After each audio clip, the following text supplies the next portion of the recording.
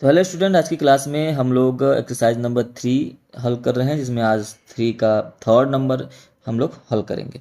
ठीक है, तो बिना देर करते हुए स्टार्ट करते हैं। सबसे पहले देखिए लिखा हुआ है all the major rivers of north India. तो यहाँ पर एक बात याद रखिए कि मैं हमेशा बताता हूँ क्लास में कि ऑफ प्रीपोजिशन है। तो प्रीपोजिशन के बाद ये क्या आया है, नाउन आया है। तो प्रीपोजिशन के बाद जब भी नाउन आता है तो ये नाउन ऑब्जेक्ट हो जाता है। अगर ये ऑब्जेक्ट है, ध्यान समझिए, अगर ये नाउन जो है ये ऑब्जेक्ट है, ठीक है, तो अगर ये ऑब्जेक्ट है तो क्या इसके अकॉर्डिंग वर्ब का यूज करेंगे? नहीं, वर्ब का यूज जो होता है वो सब्जेक्ट के अकॉर्डिंग होता है। सब्जेक्ट आप देखिए क्या है, ऑल द मेजर रिवर्स। अब बात यह है कि यहाँ पे सब्जेक्ट है ऑल द मेजर रिवर्स, और ऑल के साथ जो भी वर्ब आएगा वो प्लूरल में भी आ सकता है और सिंगुलर में भी आ सकता है। लेकिन यहाँ पे क्या लिखा है, रिवर्स, तो हमको ये ध्यान रखना है कि प्लूरल ही यूज करना है।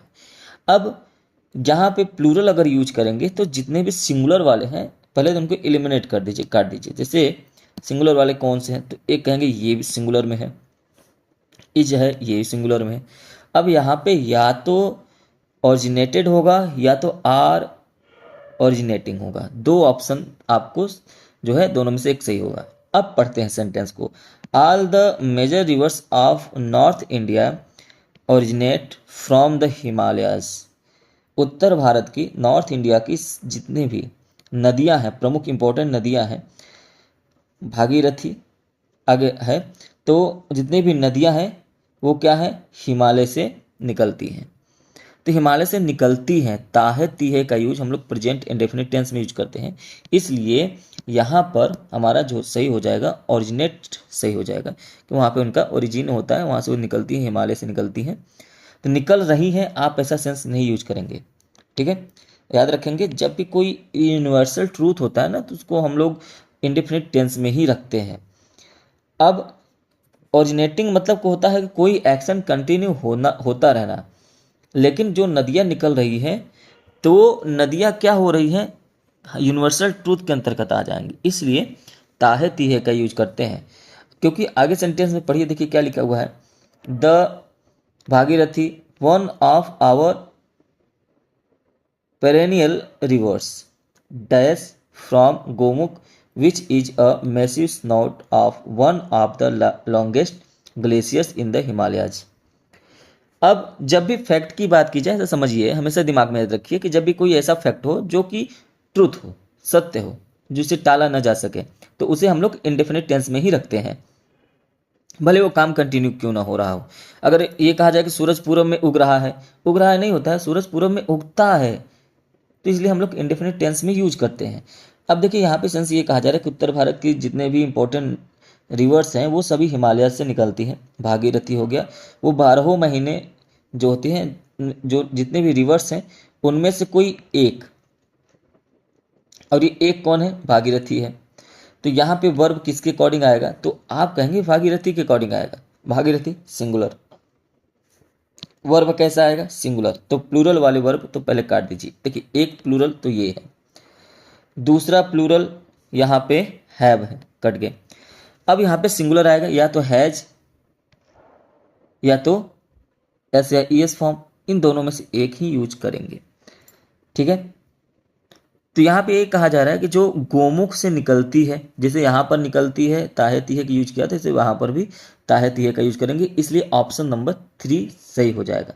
जैसे ही आगे बढ़ेंगे, which is a massive snout of the one of the longest glaciers in the Himalayas. Clear हो गया। अब यहाँ पे एज वन, वन आया है, इसका मतलब जो वर्ब आएगा वो सिंगुलर में ही आएगा, और अगर सिंगुलर में आएगा तो प्लूरल वाले वर्ब काट दीजिए। जैसे कि आर स्टार्टिंग नहीं होगा, स्टार्ट नहीं होगा, अब या तो इज स्टार्टिंग होगा या तो स्टार्ट्स होगा।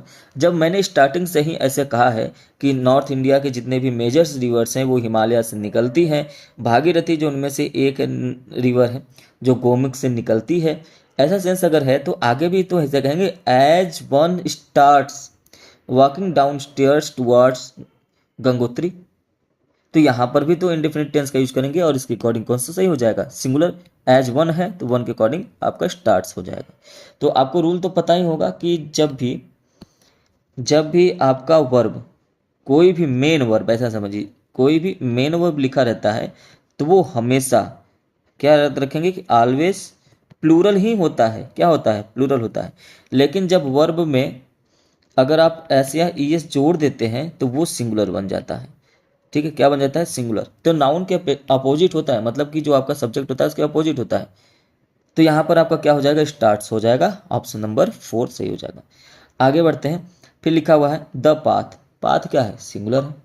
पाथ क्या है? सिंगुलर है। तो यहाँ पर भी इंडेफिनिट टेंस यूज करेंगे। अब आपको सोचना ही नहीं है, अगर सिंगुलर है इंडेफिनिट टेंस यूज करना है, सिंगुलर के साथ टेक्स का यूज करेंगे।